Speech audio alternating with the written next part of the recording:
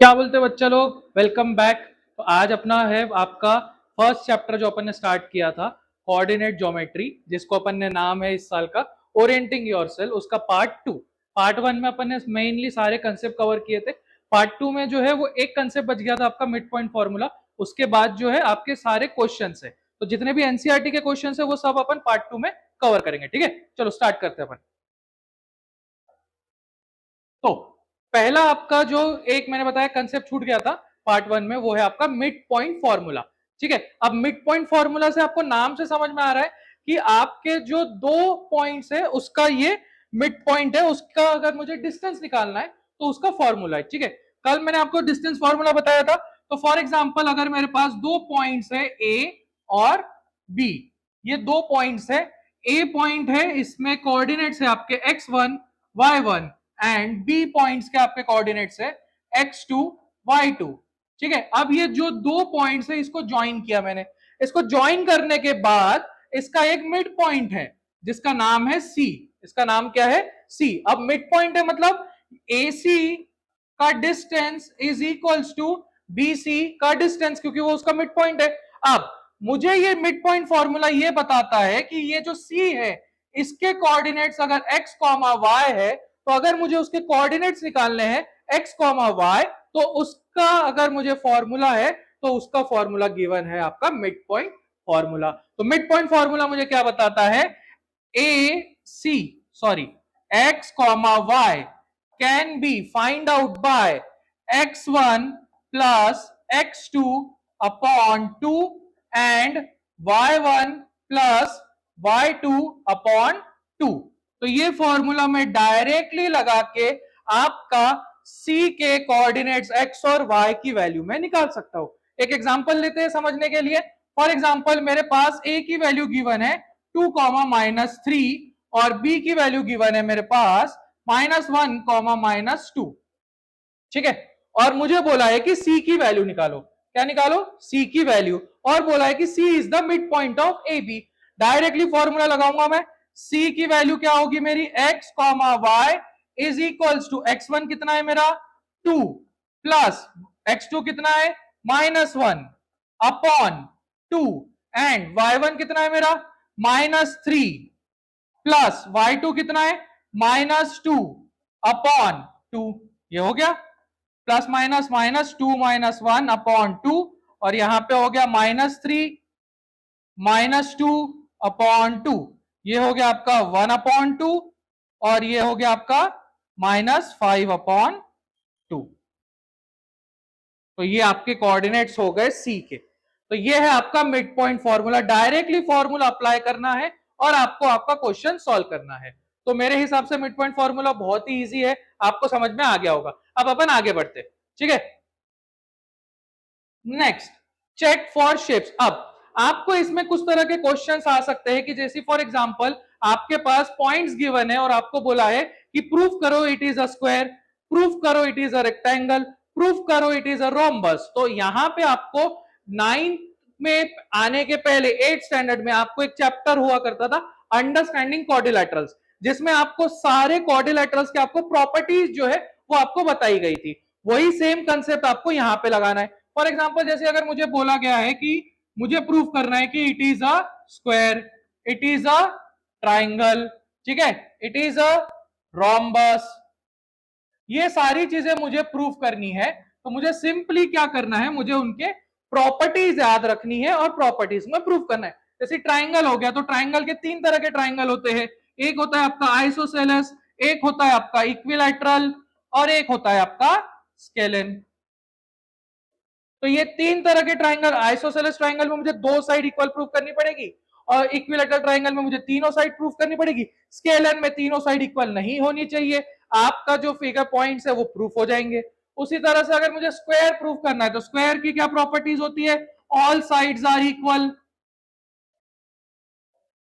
All sides are equal, ये मुझे proof करना पड़ेगा। अगर मैंने प्रूफ कर दिया तो वो हो गया कि इट इज अ स्क्वायर। उसी तरह से अगर मुझे रोम्बस प्रूफ करना है तो यहां पे भी मुझे क्या प्रूफ करना पड़ेगा?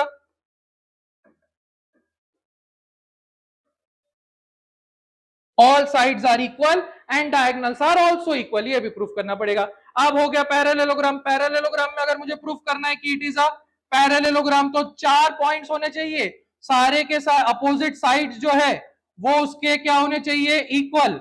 Opposite sides are equal and यहां पे डायगनल्स आर नॉट इक्वल, ये प्रूफ होना चाहिए।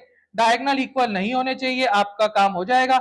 रेक्टेंगल प्रूफ करना है तो रेक्टेंगल में वही opposite sides are equal, same opposite sides are equal and यहां पे मुझे प्रूफ करना पड़ेगा कि डायगनल्स आर इक्वल। तो ये वाले जो क्वेश्चंस है ना, ये इजी क्वेश्चंस है। यहां पे आपको ज्यादा कुछ नहीं करना है, पॉइंट्स आपको गिवन होंगे, पॉइंट जो आपको गिवन होंगे आपको आपके डायग्राम के अनुसार सारी चीजें आपको प्रूफ करनी पड़ेगी। ठीक है, तो एक क्वेश्चन लेके अपन की अगर मुझे प्रूफ करना है कि it is an equilateral triangle या नहीं, तो क्वेश्चन क्या बोल रहा है बेटा, मुझे क्वेश्चन ये बोल रहा है plot the points A 2,1 and B -1,2, C -2,1, D 1, -2 in a plane where ABCD is a square। ये पूछ रहा है कि क्या आपको पॉइंट्स प्लॉट करने के बाद आपको लग रहा है कि ABCD जो है वो स्क्वायर है कि नहीं। दूसरा क्वेश्चन पूछ रहा है कैन यू एक्सप्लेन व्हाई, और फिर पूछ रहा है व्हाट इज द एरिया। तो ऐसा क्वेश्चन जो है इसमें 3 सब क्वेश्चन दिए हुए, ये आपके 4 मार्क्स के लिए आ सकता है। यहां पे आपको तीनों तरह के कंसेप्ट जो है वो आपके इसमें गिवन है। देखो ध्यान से पढ़ो, पहले तो बोल रहा है कि प्लॉट करो, तो जो प्लॉट करने वाला कंसेप्ट है वो आपका वो आ गया। फिर आपको बोल रहा है कि आपको बताओ कि क्या वो एबीसीडी स्क्वायर है कि नहीं, तो एबीसीडी स्क्वायर है कि नहीं अभी अपन ने किया। मुझे डिस्टेंस निकालना पड़ेगा, डिस्टेंस फॉर्मूला भी आ गया, और बाकी की चीजें एक्सप्लेन वाई यानी कंसेप्ट जो अपन ने अभी पढ़े वो आपको रिकॉल भी करना है। तो एक ही क्वेश्चन में आपको सारे जो चीजें है वो आपकी कवर हो जाएगी। तो सबसे पहले अपन इसको प्लॉट करते हैं, ठीक है। तो प्लॉट करेंगे तो यहां पे अपन ने बना लिया आपका कार्टेशियन प्लेन, ये हो गया आपका ओरिजिन, ये हो गया आपका 1 2 3, यहां पे हो गया आपका -1 -2 -3, ये हो गया आपका 1 2 3 सेम। अब पहला पॉइंट क्या है मेरा A 2,1, तो ये कौन से क्वाड्रेंट में आएगा, फर्स्ट क्वाड्रेंट में आएगा क्योंकि दोनों पॉजिटिव है। तो 2 यहां हो गया, 1 यहां हो गया, पहला पॉइंट मेरा A यहां मार्क हो गया। कलर चेंज कर लेता हूं थोड़ा, ठीक है। A ये आ गया आपका 2,1। अब B पॉइंट क्या बोला आपका -1,2, तो -1,2 कहां आएगा आपका सेकेंड क्वाड्रेंट में। ये हो गया -1, ये हो गया आपका 2, ये आ गया आपका सेकेंड -1,2। अब C क्या बोला है थर्ड क्वाड्रेंट में आएगा, C है -2, ये हो गया -2, ये हो गया आपका -1, यहां पे ये हो गया आपका C -2 -1। अब D क्या बोल रहा है आपका 1, -2, ये आएगा आपका फोर्थ क्वाड्रेंट में। D 1 -1, -2, ये यहां आ गया पॉइंट आपका बेटा, ये हो गया D। अब सभी को ज्वाइन कर देते हैं अपन, कलर चेंज कर लेंगे, ज्वाइन करेंगे लाल से, ये बन गया। चलो दिख तो रहा है ये क्वाड्रिलेटरल टाइप, लेकिन क्या ये स्क्वायर है कि नहीं ये मैं फिगर देख के या यहां से जज करके नहीं बोलूंगा। मुझे अगर ये प्रूफ करना है कि ये स्क्वायर है कि नहीं तो मुझे इसमें प्रॉपर्टीज के कंसेप्ट लगाने पड़ेंगे। तो प्रॉपर्टीज के कंसेप्ट में कैसे लगाऊंगा, स्क्वायर की क्या क्या प्रॉपर्टीज होती है कि ऑल साइड्स आर इक्वल। अगर सारे साइड्स की वैल्यू इक्वल है तो हाँ वो स्क्वायर है। तो सारे साइड्स की वैल्यू बोले तो क्या निकालना पड़ेगा मुझे, यहाँ पे डिस्टेंस निकालना पड़ेगा। क्या निकालना पड़ेगा, डिस्टेंस। तो डिस्टेंस फॉर्मूला लगाना पड़ेगा। सबसे पहले मैं निकाल लूंगा ए बी, सबसे पहले क्या निकाल लूंगा बेटा मैं, ए बी, ये हो गया मेरा ए बी। डिस्टेंस फॉर्मूला क्या बोलता है, under root of x2 -x1 plus y2 minus y1 का होल स्क्वायर, ये बोलता है डिस्टेंस फॉर्मूला। फॉर्मूला भी अपन ने देख लिया, अब वैल्यू पुट कर देंगे बस। वैल्यू क्या है, x2 की वैल्यू क्या है बेटा मेरी, ये हो गया ए बी, x2 की वैल्यू है -1 माइनस आपकी x1 की वैल्यू क्या है 2 का होल स्क्वायर प्लस y2 की वैल्यू क्या है बेटा आपकी 1, सॉरी y2 की वैल्यू है 2 माइनस 1 का होल स्क्वायर, ये हो गया आपका -3 का होल स्क्वायर प्लस 1 का होल स्क्वायर, ये हो गया 9 प्लस 1 यानी √10। ठीक है, √10 हो गया। अब ए बी की वैल्यू निकल गई है। ए बी की वैल्यू आपके अपन ने क्या किया, सिंपल कुछ नहीं करना है, फिर से देख लो, वैल्यू बस पुट करनी है, फॉर्मूला याद रखना है, x2 माइनस x1 का whole square plus y2 minus y1 का होल स्क्वायर। x2 की वैल्यू ये है आपका b, तो ये हो गया x2, ये हो गया x1, x2 minus x1 minus 1 comma minus 2 plus x y2 2 minus 1 डाल दिया माइनस 3 का होल स्क्वायर 9 प्लस 2। अब आगे आपका ए भी निकल गया। अब अपन निकालेंगे बीसी। बीसी की वैल्यू डायरेक्टली पुट कर दूंगा। बीसी की वैल्यू क्या होगी बेटा मेरी, -2 और माइनस ऑफ -1, माइनस ऑफ -1 का होल स्क्वायर प्लस y2 की वैल्यू क्या होगी मेरी, -1 -2 का होल स्क्वायर। ये कितना हो जाएगा मेरा, माइनस माइनस प्लस -2 प्लस 1, ये हो गया -1 का स्क्वायर प्लस -3 का स्क्वायर, यानी सेम आंसर आएगा √10। दो साइड तो मेरी इक्वल हो गई है। अब तीसरी साइड लेते हैं अपन सी डी। तीसरी साइड क्या है मेरी, सी डी। तो सी डी में क्या होगा मेरा, सी डी की वैल्यू क्या थी मेरी, 1 कॉमा -2। तो सी डी की वैल्यू क्या थी मेरी, 1 कॉमा -2, तो -2 माइनस -2 का होल स्क्वायर प्लस -2 माइनस -1 का होल स्क्वायर। ये क्या हो जाएगा, -2 कितना हो जाएगा बेटा ये, क्या कुछ गलत तो नहीं लिखा अपन ने, देख लेते हैं, फिर से चेक कर लेते हैं। सी डी 1, हाँ गलत लिखा ना, यहाँ पे वैल्यू गलत पुट कर, पुट गलत हो गई वैल्यू, फिर से कर लेंगे। सी डी की वैल्यू, हाँ डी है ये, सी है ये, तो आपका x2 हो जाएगा 1 और ये हो जाएगा माइनस ऑफ -2 का होल स्क्वायर प्लस y2 की वैल्यू हो जाएगी -2 और y1 की वैल्यू हो जाएगी -1,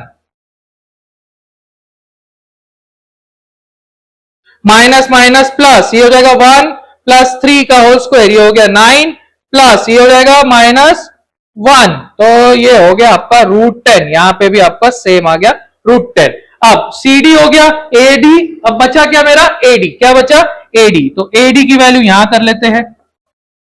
AD भी लगभग सेम ही आएगा, क्योंकि तीनों साइड अगर इक्वल आई है तो वो भी आ ही जाएगी, देख ही लेते फिर भी। AD में क्या हो जाएगा आपका, 1 -2 का होल स्क्वायर प्लस -2 -1 का होल स्क्वायर, ये हो गया 1 प्लस 9, ये भी हो गया √10। तो यहां पे अपने को दिख रहा है ऑल साइड्स आर इक्वल, तो इसका मतलब ABCD इज अ स्क्वायर। तो आपका क्वेश्चन आया कि क्या ये ABCD स्क्वायर है क्या, तो आप लिख दोगे हाँ, yes ABCD is a, yes ABCD is a square.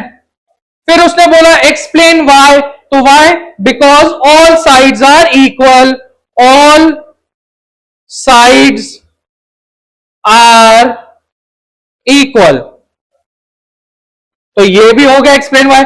फिर उसने लास्ट क्वेश्चन पूछा व्हाट इज द एरिया, तो एरिया क्या होता है बेटा आपका, एरिया ऑफ अ स्क्वायर क्या है, area of a square is equals to side square. Side का स्क्वायर होता है area of a square. Side की वैल्यू क्या है, √10। साइड की वैल्यू क्या है, √10, तो √10 का स्क्वायर यानी 10 स्क्वायर यूनिट्स, रूट हट जाएगा, तो आंसर आ गया। ये आपका इस क्वेश्चन का सॉल्यूशन है। ठीक है, बहुत इजी क्वेश्चन था। ऐसे ही आपको अलग अलग तरह के अगर चेक करने के लिए आए कि कौन सा फिगर क्या है, तो आपको प्रॉपर्टीज याद रखनी पड़ेगी और डिस्टेंस फॉर्मूला लगाना है, बस और कुछ नहीं करना। नेक्स्ट क्वेश्चन पे चले, चलो नेक्स्ट क्वेश्चन करते हैं। हाँ, तो नेक्स्ट क्वेश्चन है बेटा आपका मिड पॉइंट का। अभी अपन ने मिड पॉइंट फॉर्मूला पढ़ा, मिड पॉइंट फॉर्मूले के ऊपर एक क्वेश्चन भी किया। अभी आपका दूसरे तरह का क्वेश्चन आ गया। क्वेश्चन क्या बोल रहा है, find the coordinates of B given that M is the mid point of A B, यानी एम जो है वो मिड पॉइंट है और ए बी जो है वो आपके लाइन है। ये हो गया ए, ये हो गया बी, ये हो गया एम। तो आपको वैल्यू किस किस चीज की दी हुई है, देखो वैल्यू आपको दी हुई है, ए की वैल्यू कितनी है 3, कॉमा -4। बी की वैल्यू क्या है, x कॉमा वाई। बी के कोऑर्डिनेट्स मुझे नहीं पता, लेकिन मुझे मिड पॉइंट के कोऑर्डिनेट्स पता है, वो क्या है -7 कॉमा 1। तो सिंपल है, कुछ नहीं, बस मिड पॉइंट फॉर्मूला याद रखना है, मिड पॉइंट फॉर्मूला लगाना है। मिड पॉइंट फॉर्मूला क्या बोलता है कि मुझे ये जो m है इसके लिए फॉर्मूला गिवन है, इसके लिए क्या फॉर्मूला गिवन है मेरे पास कि m इज इक्वल्स टू, अगर मुझे x कोऑर्डिनेट निकालना है तो x1 प्लस x2 अपॉन 2, और अगर y कोऑर्डिनेट निकालना है तो y1 प्लस y2 अपॉन 2। ये फॉर्मूला है मेरे पास। मिड पॉइंट की वैल्यू गिवन है, मेरे पास b की वैल्यू गिवन नहीं है, तो सिंपली क्या करेंगे, अगर मैं x कोऑर्डिनेट उठा रहा हूं तो x कोऑर्डिनेट लिख दो, -7 इज इक्वल्स टू x1 की वैल्यू क्या है 3, x2 की वैल्यू क्या है x अपॉन 2। हो गया, ये इधर चले जाएगा, -14 is equals to 3 plus x, x is equals to -14 minus 3, x की वैल्यू हो गई -17 पे खतरा, है ना। तो x की वैल्यू आ गई। अब अगर मुझे y की वैल्यू निकालनी है तो क्या करेंगे अपन, y का आंसर क्या है, इसका मिड पॉइंट का 1, तो 1 is equals to y1 plus y2 upon 2। तो y1 की वैल्यू कितनी है मेरी, y1 की वैल्यू है -4, तो 1 is equals to -4 plus y upon 2, ये हो जाएगा मेरा 2 is equals to -4 plus y is equals to -4 minus 2, y की वैल्यू हो गई -6।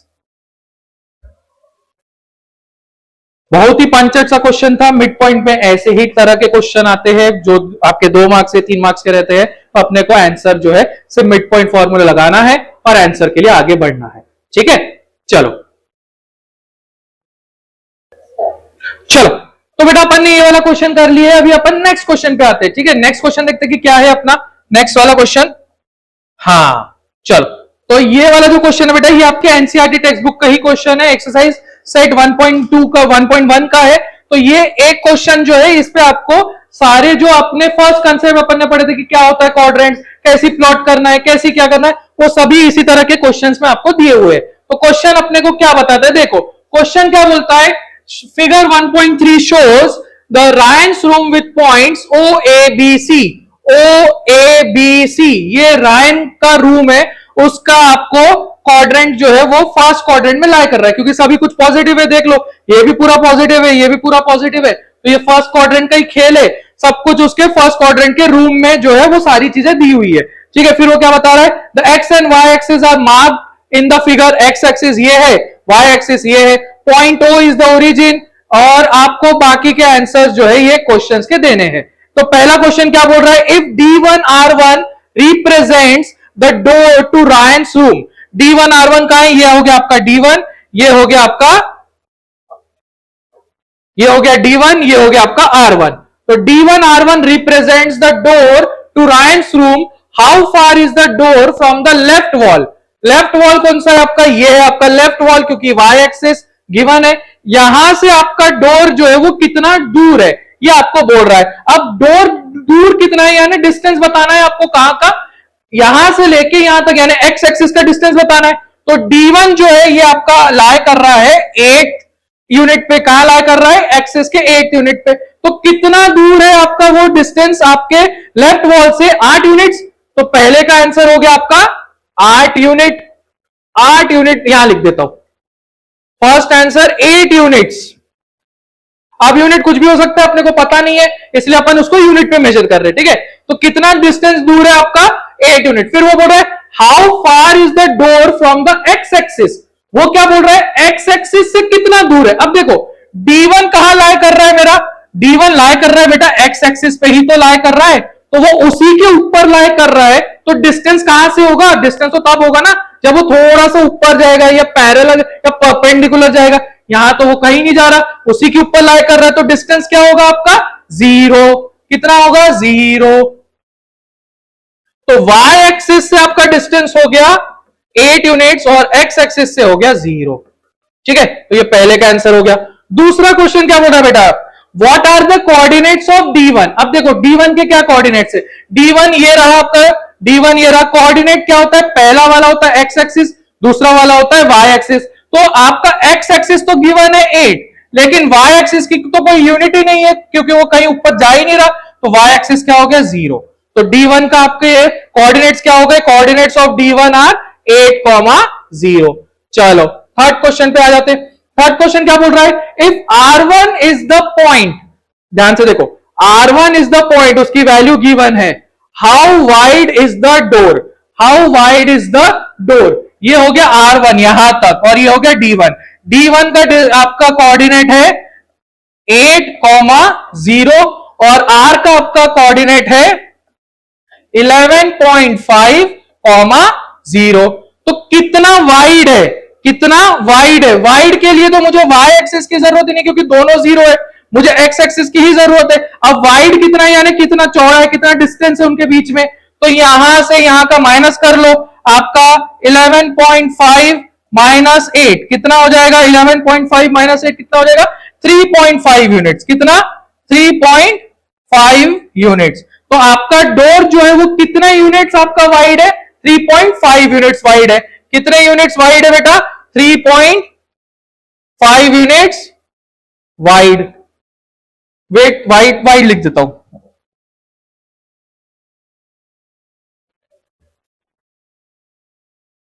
चलो नेक्स्ट क्वेश्चन क्या बोल रहा है, do you think this is a comfortable with with for the room door. अब बेटा ये जो है ये हाइपोथेटिकल क्वेश्चन हो गया कि यूनिट कितना है भैया, सेंटीमीटर में है, अगर 3.5 तो इतना सा तो दरवाजा थोड़ी होगा। तो अगर मैं बोलूं कि वो फीट में है तो 3.5 फीट जो है अगर वो दरवाजा है तो आई थिंक वो आपका कंफर्टेबल इनफ है if it is in measured in feet. तो क्वेश्चन क्या बोल रहा है, do you think this is a comfortable with, yes हो, 3.5 फीट काफी है। अगर मैं फीट में बोल रहा हूं, फीट में बोलेंगे ज्यादातर, सेंटीमीटर में थोड़ी घर का दरवाजा होगा, तो फीट में ही होगा, तो yes it is comfortable enough. कैसे कैसे क्वेश्चन पूछ रहे थे, पहले ही अच्छा था भाई, एक्सरसाइज में 10 क्वेश्चन देते थे भारी भारी, ये क्या क्वेश्चन है, कितना कंफर्टेबल, हमको क्या लेना देना भाई कितना कंफर्टेबल है, फिर भी अपन आंसर दे देंगे यस। चलो फिर क्या बोल रहा है भाई, आपको आपको बोल रहा है if a person is in wheel chair who wants to enter the room if a person is in a wheelchair, अगर पर्सन भाई व्हील चेयर पे है तो क्या वो दरवाजे के अंदर घुस पाएगा क्या, अरे हमें क्या पता भाई, वो बड़ा वाला व्हील चेयर लेकर आ गया तो कैसे घुसेगा, है ना। तो शायद व्हील चेयर के लिए जो है वो कंफर्टेबल ना हो, 3.5 फीट तो इतना ही हो गया, व्हील चेयर अगर इतना बड़ा तो हट फंस जाएगा, तो व्हील चेयर के लिए नो, नो लिख देते अपन, no it is not it is not comfortable for wheelchair person। हाँ भाई बहुत बहुत अच्छा क्वेश्चन था भाई, ये हमको कैसे पता रहेगा यार, कुछ भी पूछ रहे। चलो नेक्स्ट क्वेश्चन पे आते हैं, फोर्थ वाला क्वेश्चन क्या बोल रहा है बेटा, if B1 and B2 represents the end of the bathroom, ये है आपका B1, ये है आपका B2, अगर ये आपके बाथरूम के दरवाजे को रिप्रेजेंट कर रहा है तो बताओ कि क्या वो बाथरूम का दरवाजा नैरो है या वाइड है। वाह, फ्रॉम रूम डोर। अब रूम डोर कौन सा था आपका, D1 D2, रूम डोर कौन सा था आपका D1 D2, वो कितना चौड़ा था 3.5 यूनिट्स, कितना 3.5, और बाथरूम डोर कितना है बोल रहा है आपका, बाथरूम डोर बोल रहा है B1 और B2, यानी B1 है 1 B2 है 4, तो B1 के B1 के कोऑर्डिनेट्स ऐड कर लेते हैं अपन, B1 हो गया आपका और ये हो गया आपका B2, तो B1 की क्या वैल्यू थी आपकी, B1 की वैल्यू है 0,2 और B1 है आपका 0,2 और ये है आपका 0,4। अब यहाँ पे x कोऑर्डिनेट जो है वो 0 है, क्या देखना है y कोऑर्डिनेट, y कोऑर्डिनेट कितना है, कितना वाइड होगा 4 - 2 यानी 2 यूनिट, तो बाथरूम का दरवाजा भाई 2 यूनिट चौड़ा है, 2 फीट, 2 फीट चौड़ा, तो क्या ये वाइड है कि is the bathroom door narrower और wider than the room door, room door का 3.5 और बाथरूम है 2, तो ऑब्वियस ही बात है it is narrower, it is narrow from bedroom door. तो this is the type of question which is been asked in CBSE new text book. तो इसी तरह के क्वेश्चन है बेटा, ज्यादा कुछ डिफिकल्ट नहीं है, इसलिए ज्यादा टेंशन लेने का नहीं। हाँ एक आध दो क्वेश्चन है जो डिफिकल्ट है जो अपन कर लेंगे, ठीक है। तो ये वाला क्वेश्चन आई गेस आपको सब कुछ समझ गया होगा। देख लो सभी के आंसर मैंने लिखे हैं, ये आपके एनसीईआरटी का ही क्वेश्चन है, एनसीईआरटी की टेक्स्ट बुक में है, ठीक है। तो ये सारे आंसर्स है, आपको ये वैसे डिस्क्रिप्शन में रहेंगे वीडियो के, तो आप वहां से भी देख सकते हो, ठीक है। चलो नेक्स्ट क्वेश्चन पे आते हैं अपन। अब बेटा अपने पास नेक्स्ट क्वेश्चन है, find the point on Y axis equidistant from 2 -3 and -2, 5। ये दो पॉइंट है और आपको बताना है find the point on Y axis. तो ये जो है ये आपका वाई एक्सिस पे लाई कर रहा है, कहां लाई कर रहा है, वाई एक्सिस पे। तो ये अपन ने बना दिया कोऑर्डिनेट कार्टेशियन प्लेन। अब ये हो गया आपका ऐसा, ठीक है, क्योंकि ये जो पॉइंट आपको निकालना है वो आपके वाई एक्सिस पे लाई कर रहा है। कहां लाई कर रहा है, आपके वाई एक्सिस पे लाई कर रहा है। अगर वो आपका वाई एक्सिस पे लाई कर रहा है, let the point be known as C, और ये पॉइंट हो गया आपका ए पॉइंट की वैल्यू हो गई आपकी 2, -3, और बी पॉइंट बोल दिया मैंने, उसका आपका हो गया -2, 5, -2, 5। अब ये जो पॉइंट सी है ये आपका लाई कर रहा है ऑन वाई एक्सिस। तो अगर वो वाई एक्सिस पे लाई कर रहा है तो ऑब्वियस सी बात है उसका एक्स कोऑर्डिनेट क्या होगा, 0। एक्स कोऑर्डिनेट की वैल्यू क्या होगी, 0। वाई की वैल्यू निकालनी पड़ेगी, तो वाई की वैल्यू हो गई वाई, सिंपल। अब यहां पे इक्वी डिस्टेंट वर्ड यूज किया है, क्या वर्ड यूज किया है, इक्वी डिस्टेंट। अगर इक्वी डिस्टेंट है तो अपन कौन सा फॉर्मूला लगाएंगे, मिड पॉइंट फॉर्मूला। बहुत बढ़िया, याद है आपको। तो मिड पॉइंट फॉर्मूला अगर मुझे लगाना है तो मैं ये बोल सकता हूं कि AC is equals to BC, AC is equals to BC। अगर मैं मिड पॉइंट फॉर्मूला नहीं लगा रहा हूं और मैं डिस्टेंस फॉर्मूला लगा रहा हूं, तो डिस्टेंस फॉर्मूला में मुझे AC की वैल्यू निकालनी है, BC की वैल्यू निकालनी है, डायरेक्टली आंसर आ जाएगा। तो आप लगा दो मिड पॉइंट फॉर्मूला, या फिर यहाँ पे मिड पॉइंट फॉर्मूला लगा के ये बोल दो कि y की जो वैल्यू है वो इन दोनों के बराबर हो जाएगी। हाँ, मिड पॉइंट फॉर्मूले से भी करके देख लेते हैं। तो आपका आंसर क्या आएगा, y इज इक्वल्स टू -3 और +5/2, डायरेक्टली, क्योंकि ये तो 0 है तो इसको तो निकालना ही नहीं है, मेरे को तो y की वैल्यू निकालनी है। y की वैल्यू में क्या होगा, y is equals to y1 + y2/2, y1 + y2/2, y की वैल्यू हो गई -3 + 5/2, यानी कितना हो गया बेटा आपका 2/2, y की वैल्यू हो गई 1।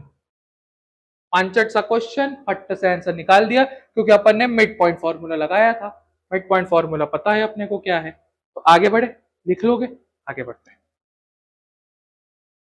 चलो अब ये आ गया है आपका क्वेश्चन थोड़ा सा बड़ा तगड़ा सा।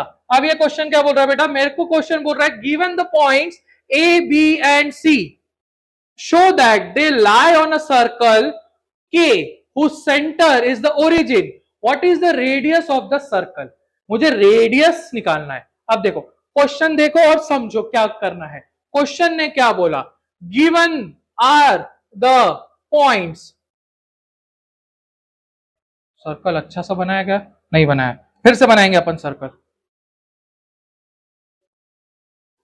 शेप्स का यूज नहीं करते हैं अपन, अपन खुद के हाथ से सर्कल बनाते हैं, देखा, परफेक्ट सर्कल।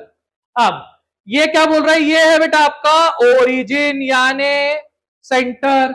अब ये बोल रहा है कि given the points A B C, ये जो है आपके लाई कर रहे हैं सर्कल पे। कहां लाई कर रहे हैं, ये आपके सर्कल पे। तो मान लो कि ए जो पॉइंट है वो यहां लाई कर रहा है, ए की वैल्यू हो गई 1, -8। ये लाई कर रहा है आपका बी, इसकी वैल्यू हो गई -4, 7। ये लाई कर रहा है आपका सी, इसकी वैल्यू हो गई -7, -4। अब show that they lie on a circle. अगर ये सभी के सभी जो है सर्कल पे लाई कर रहे हैं तो ऑब्वियस सी बात है कि इन सबका distance from the centre will be equal, और distance from the centre to a circle is known as radius. अब रेडियस है कि, तो अगर ये सबकी वैल्यू सेम है, हर के की वैल्यू सेम है, तो इसका मतलब ये सारे पॉइंट्स जो है वो सर्कल पे लाई कर रहे हैं। समझ में आया क्या बोला?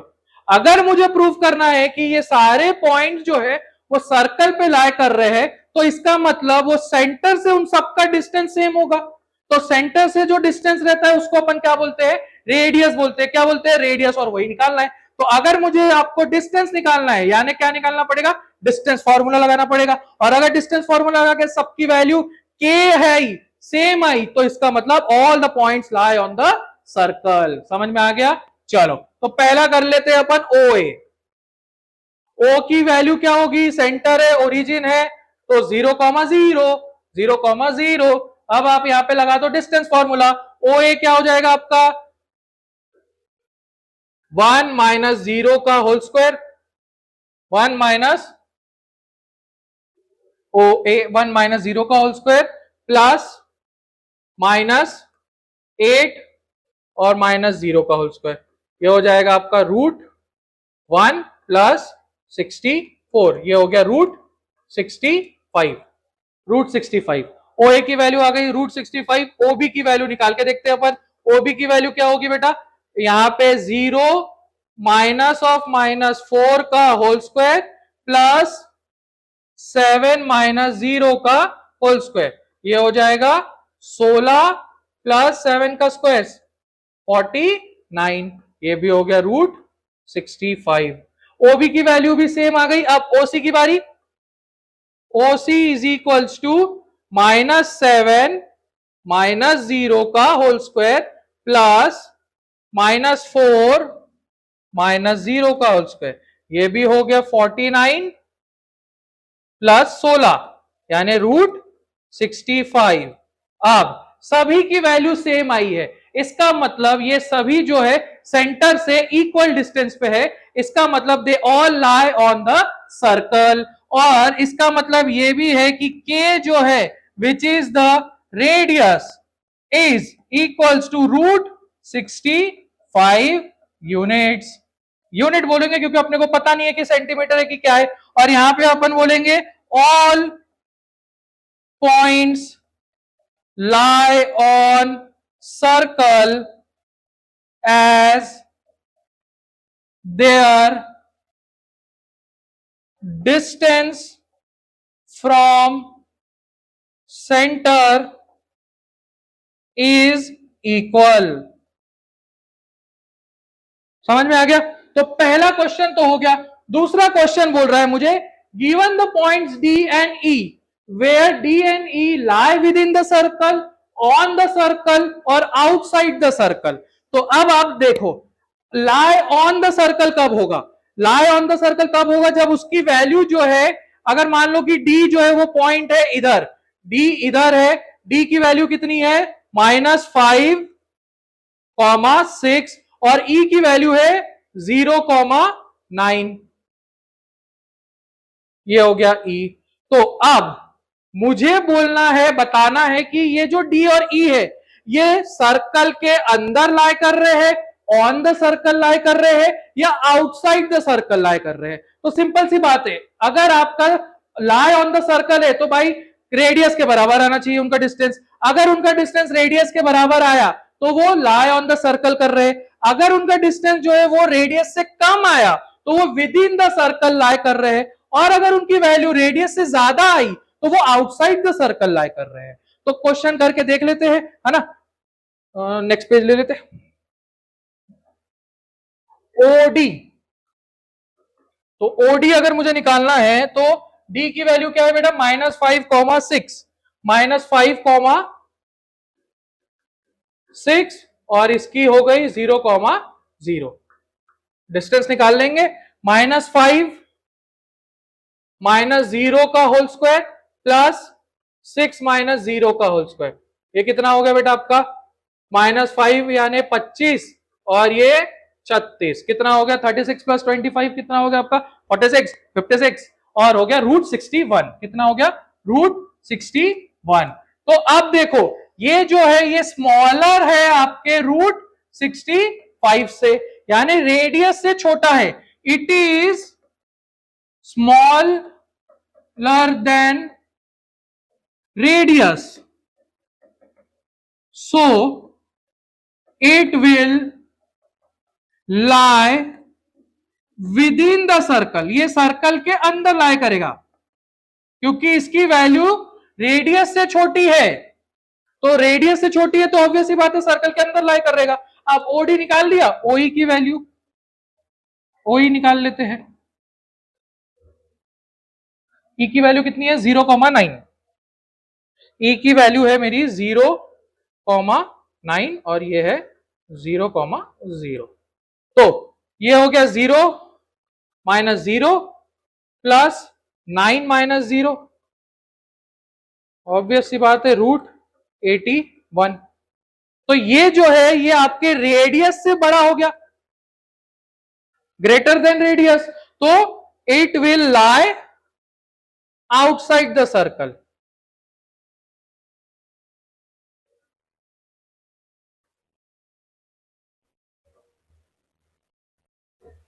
समझ में आ गया? तो ये भी आपके एनसीईआरटी का ही क्वेश्चन है और ये भी काफी इंपॉर्टेंट क्वेश्चन था। तो अपन ने देख लिया कि बहुत ही इजी था, ज्यादा कुछ करना नहीं है, आपको बस क्वेश्चन को याद रखना है कि वो कैसे करना है, क्वेश्चन में ही समझ में आ जाएगा। समझ में आ गया? चलो आगे बढ़े। तो ये वाला जो क्वेश्चन है बेटा, ये आपका एनसीईआरटी का ही क्वेश्चन है, तगड़ा क्वेश्चन है। इस वाले क्वेश्चन में मैक्सिमम चीजें जो है अपनी कवर हो जाएगी, सब कुछ अपने को मिड पॉइंट के बारे में पता चल जाएगा। तो क्वेश्चन अपने को क्या बोल रहा है देखते हैं अपन। क्वेश्चन अपने का बोल रहा है the mid points of a sides of a triangle A B C. तो ए बी सी जो है वो एक ट्राइंगल है, अपने को गिवन है। ए x1 y1, b x2 y2, c x3 y3। ठीक है, ये तीन आपके पास कोऑर्डिनेट्स है ए बी सी, और आपको इसकी वैल्यू निकालनी है। आपको वैल्यू गिवन है मिड पॉइंट्स की। किसकी वैल्यू गिवन है? मिड पॉइंट्स की। तो डी जो है वो आपका मिड पॉइंट है ए बी पे, ई जो है वो है आपके बी सी पे, और एफ जो है वो है आपके मिड पॉइंट ए सी पे। तो डी का जो कोऑर्डिनेट है वो है आपका 5,1, और इसका है 6,5, और इसका है आपका 0,3। तो अब अपने को एबीसी के कोऑर्डिनेट्स निकालने हैं। तो एबीसी के कोऑर्डिनेट्स में कैसे निकालूंगा? अभी तक अपन ने जो डिस्टेंस फॉर्मूला पढ़ा था उसमें तो भाई डिस्टेंस का वैल्यू गिवन थी x1 y1 x2 y2, इसकी वैल्यू गिवन थी। यहाँ पे तो वैल्यू ही गिवन नहीं है, यहाँ पे तो आपको डिस्टेंस फॉर्मूला लगाना है, तो वैल्यू तो होनी चाहिए, तो वो तो है ही नहीं। तो यहाँ पे अपन लगाएंगे mid point formula. Mid point formula ही लगा सकते हैं क्योंकि वो मिड पॉइंट गिवन है, बोल रहा है। तो मिड पॉइंट अगर मुझे निकालना है तो मैं कैसे निकालूंगा? तो सबसे पहले मैं लिख दूंगा कि A B is a side, A B is a side where D is the mid point. तो अगर मुझे डी मिड पॉइंट गिवन है और मुझे डी पे जो है वो मिड पॉइंट फॉर्मूला लगाना है, तो डी का एक्स कोऑर्डिनेट क्या है? 5। तो 5 is equals to x1 plus x2 upon 2। ठीक है, और y के लिए क्या होगा? 1 is equals to y1 plus y2 upon 2। ये हो जाएगा x1 plus x2 is equals to 10, और ये हो जाएगा y1 plus y2 is equals to 2। ये बन गया इक्वेशन 1, ये बन गया इक्वेशन नंबर 2। ठीक है, सेम BC के लिए करेंगे। BC is a side where E is the mid point, E is the mid point. तो x के लिए हो जाएगा 6 is equals to x2 plus x3 upon 2। ये हो जाएगा x2 plus x3 is equals to 12, और यहां पे हो जाएगा आपका 5 is equals to y2 plus y3 upon 2। ये हो जाएगा आपका y2 plus y3 is equals to 10। ये बन गया इक्वेशन नंबर 3, ये बन गया इक्वेशन नंबर 4। ठीक है, समझ में आ गया? अब किसके लिए करेंगे अपन? AC के लिए। AC is a side where F is the midpoint. AC is the side where F is the midpoint. तो AC के लिए क्या होगा? 0 x1 plus x3 upon 2, x1 is equals to minus x3। ये बन गया इक्वेशन नंबर 5, और 3 is equals to y1 plus y3 upon 2, ये हो जाएगा y1 plus y3 is equals to 6, ये बन गया इक्वेशन नंबर 6। तो ये 6 इक्वेशन अपने पास बन गए हैं, x1 के 3, x वाले 3, y वाले 3। अगर अपने को इनको सॉल्व करेंगे x1 x2 x3 y1 y2 y3 आ जाएगा। ठीक है, तो चलो अभी सॉल्व करते हैं। तो सबसे पहले बेटा मेरे पास ये वाला इक्वेशन उठा लिया मैंने, x1 is equals to minus x3, इसको उठाओ और आप इसको डाल दोगे इक्वेशन नंबर 1 में। कहां डाल दो इसको? इक्वेशन नंबर 1 में। यहां पे आपके पास x1 की वैल्यू गिवन हो जाएगी, x1 की वैल्यू निकल जाएगी, x1 की वैल्यू आपके पास यहां पे पुट करोगे तो क्या हो जाएगा, यूजिंग 5 इन इक्वेशन 1। तो इक्वेशन 1 क्या है मेरा, x1 plus x2 is equals to 10, x1 plus x2 is equals to 10, x1 की वैल्यू है मेरी minus x3 plus x2 is equals to 10, x2 की वैल्यू हो जाएगी 10 प्लस x3, 10 प्लस x3, इसको बोल दो equation number 7।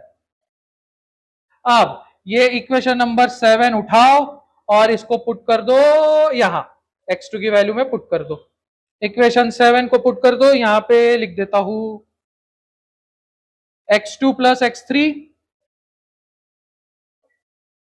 Is equals to 12, x2 की वैल्यू यहां पे लिख लो, using 7 in equation number 3, using 7 in equation number 3, x2 की वैल्यू कितनी है 10 plus x3 plus x3 is equals to 12, ये हो जाएगा 2x3 is equals to 12 minus 10 is equals to 2, 2x3 is equals to 2, x3 is equals to 1।